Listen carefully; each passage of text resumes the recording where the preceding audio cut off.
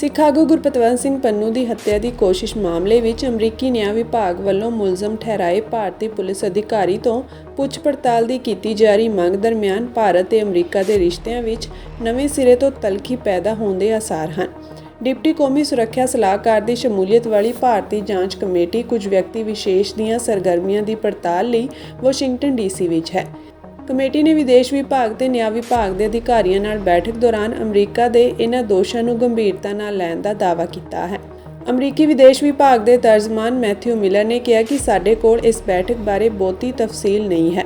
ਇਹ ਬੈਠਕ ਭਾਰਤ ਸਰਕਾਰ ਦੇ ਸਿਖਰਲੇ ਪੱਧਰ ਦੇ ਅਧਿਕਾਰੀਆਂ ਨਾਲ ਪਿਛਲੇ ਕਈ ਮਹੀਨਿਆਂ ਤੋਂ ਜਾਰੀ ਗੱਲਬਾਤ ਦਾ ਹੀ ਫਾਲੋ-ਅਪ ਸੀ। ਉਨ੍ਹਾਂ ਸਾਨੂੰ ਕਿਹਾ ਕਿ ਉਹ ਦੋਸ਼ਾਂ ਨੂੰ ਗੰਭੀਰਤਾ ਨਾਲ ਲੈ ਰਹੇ ਹਨ। ਨਿਆਂ ਵਿਭਾਗ ਦੀ ਜਾਂਚ ਵਿੱਚ ਭਾਰਤ ਸਰਕਾਰ ਦੇ ਇਸ ਮੁਲਾਜ਼ਮ ਨੂੰ CC1 ਵਜੋਂ ਸੂਚੀਬੱਧ ਕੀਤਾ ਗਿਆ ਸੀ। ਸੂਤਰਾਂ ਨੇ ਕਿਹਾ ਕਿ CC1 ਇੱਕ ਪੁਲਿਸ ਅਧਿਕਾਰੀ ਹੈ ਜੋ ਉੱਤਰੀ ਅਮਰੀਕਾ ਵਿੱਚ ਤੈਨਾਤ ਸੀ ਤੇ ਹੁਣ ਭਾਰਤ ਵਿੱਚ ਪੋਸਟਡ ਹੈ। ਅਮਰੀਕੀ ਨਿਆਂ ਵਿਭਾਗ ਨੇ ਕਿਹਾ ਕਿ ਭਾਰਤ ਨੇ ਅਮਰੀਕਾ ਨੂੰ ਸੂਚਿਤ ਕੀਤਾ ਹੈ ਕਿ ਸਾਬਕਾ ਸਰਕਾਰੀ ਮੁਲਾਜ਼ਮ ਨਾਲ ਜੁੜਦੀਆਂ ਹੋਰਨਾਂ ਕੜੀਆਂ ਦੀ ਜਾਂਚ ਲਈ ਉਸ ਵੱਲੋਂ ਕੋਸ਼ਿਸ਼ਾਂ ਜਾਰੀ ਹਨ ਤੇ ਲੋੜ ਮੁਤਾਬਕ ਅਗਲੀ ਕਾਰਵਾਈ ਬਾਰੇ ਫੈਸਲਾ ਵੀ ਕੀਤਾ ਜਾਵੇਗਾ। ਪੰਨੂ ਕੇਸ ਬਾਰੇ ਵਿਚਾਰ ਚਰਚਾ ਮੌਜੂਦਾ ਜਾਂਚ ਦੀ ਕੜੀ ਵਜੋਂ ਅਤੇ ਅਮਰੀਕੀ ਅਥਾਰਟੀਜ਼ ਤੋਂ ਹੋਰ ਅਪਡੇਟ ਲਈ ਭਾਰਤੀ ਜਾਂਚ ਕਮੇਟੀ ਵਾਸ਼ਿੰਗਟਨ ਡੀਸੀ ਵਿੱਚ ਹੈ। ਇਸ ਤੋਂ ਪਹਿਲਾਂ ਸਤੰਬਰ ਵਿੱਚ ਅਮਰੀਕੀ ਸੰਘੀ ਕੋਰਟ ਨੇ ਵੱਖਰੇ ਤੌਰ ਤੇ ਭਾਰਤ ਸਰਕਾਰ, ਕੌਮੀ ਸੁਰੱਖਿਆ ਸਲਾਹਕਾਰ ਅਜੀਤ ਡੋਵਾਲ ਤੇ ਹੋਰਨਾਂ ਨੂੰ ਸੰਮਨ ਜਾਰੀ ਕੀਤੇ ਸਨ। ਭਾਰਤ ਦੇ ਵਿਦੇਸ਼ ਸਕੱਤਰ ਵਿਕਰਮ ਮਿਸ਼ਰਾ ਨੇ ਉਦੋਂ ਇਹਨਾਂ ਸੰਮਨਾਂ ਨੂੰ ਪੂਰੀ ਤਰ੍ਹਾਂ ਗੈਰ ਵਾਜਬ ਤੇ ਬੇਬੁਨਿਆਦ ਦੋਸ਼ਾਂ ਉੱਤੇ ਆਧਾਰਿਤ ਦੱਸਿਆ ਸੀ। ਨਿਊਯਾਰਕ ਦੀ ਕੋਰਟ ਨੇ ਸਿੱਖ ਆਗੂ ਗੁਰਪਤਵੰਤ ਸਿੰਘ ਪੰਨੂ ਵੱਲੋਂ ਦਾਇਰ ਫੌਜਦਾਰੀ ਕੇਸ ਵਿੱਚ ਇਹ ਸੰਮਨ ਜਾਰੀ ਕੀਤੇ ਸਨ। ਨਿਊਯਾਰਕ ਦੀ ਅਮਰੀਕੀ ਜ਼ਿਲ੍ਹਾ ਕੋਰਟ ਵੱਲੋਂ ਜਾਰੀ ਸੰਮਨਾਂ ਵਿੱਚ ਭਾਰਤ ਸਰਕਾਰ, ਕੌਮੀ ਸੁਰੱਖਿਆ ਸਲਾਹਕਾਰ ਅਜੀਤ ਡੋਵਾਲ, ਰਾਜ ਦੇ ਸਾਬਕਾ ਮੁਖੀ ਸਾਮੰਤ ਗੋਇਲ, ਰਾਜ ਦੇ ਵਿਕਰਮ ਯਾਦਵ ਤੇ ਭਾਰਤੀ ਕਾਰੋਬਾਰੀ ਨਿਖਿਲ ਗੁਪਤਾ ਦੇ ਨਾਮ ਸ਼ਾਮਿਲ ਸਨ।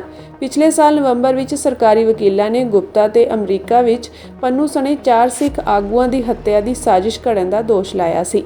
ਗੁਪਤਾ ਨੇ ਹਾਲਾਂਕਿ ਇਹਨਾਂ ਦੋਸ਼ਾਂ ਤੋਂ ਇਨਕਾਰ ਕੀਤਾ ਹੈ। ਵਕੀਲਾਂ ਨੇ ਦਾਅਵਾ ਕੀਤਾ ਸੀ ਕਿ ਗੁਪਤਾ ਨੂੰ ਕਤਲ ਦੀਆਂ ਇਹਨਾਂ ਸਾਜ਼ਿਸ਼ਾਂ ਨੂੰ ਅੰਜਾਮ ਦੇਣ ਲਈ ਮਈ 2023 ਵਿੱਚ ਭਰਤੀ ਕੀਤਾ ਗਿਆ ਸੀ। ਅਮਰੀਕਾ ਦਾ ਦਾਅਵਾ ਹੈ ਕਿ ਗੁਪਤਾ ਨੇ ਪੰਨੂ ਦੀ ਹੱਤਿਆ ਲਈ ਭਾੜੇ ਦੇ ਕਾਤਲ ਨੂੰ $1 ਲੱਖ ਨਗਦ ਦਿੱਤੇ ਸਨ।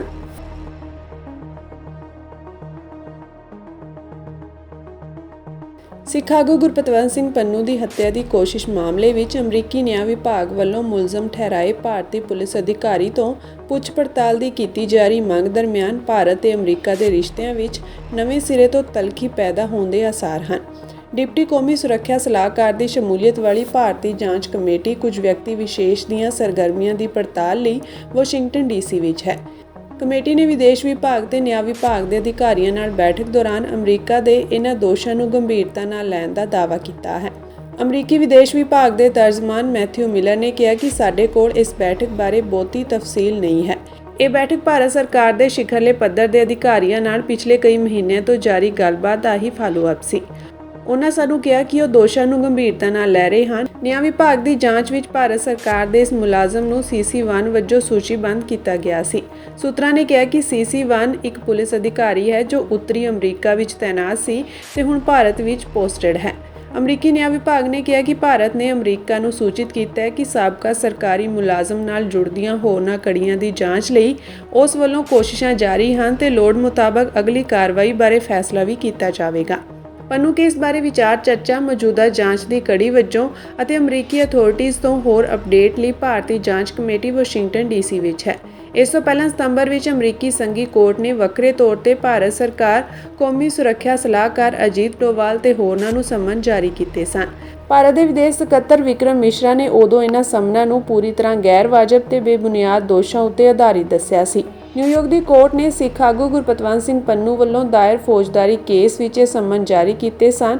ਨਿਊਯਾਰਕ ਦੀ ਅਮਰੀਕੀ ਜ਼ਿਲ੍ਹਾ ਕੋਰਟ ਵੱਲੋਂ ਜਾਰੀ ਸੰਮਨਾਂ ਵਿੱਚ ਭਾਰਤ ਸਰਕਾਰ, ਕੌਮੀ ਸੁਰੱਖਿਆ ਸਲਾਹਕਾਰ ਅਜੀਤ ਡੋਵਾਲ, ਰਾਜ ਦੇ ਸਾਬਕਾ ਮੁਖੀ ਸਾਮੰਤ ਗੋਇਲ, ਰਾਜ ਦੇ ਵਿਕਰਮ ਯਾਦਵ ਤੇ ਭਾਰਤੀ ਕਾਰੋਬਾਰੀ ਨਿਖਿਲ ਗੁਪਤਾ ਦੇ ਨਾਮ ਸ਼ਾਮਿਲ ਸਨ।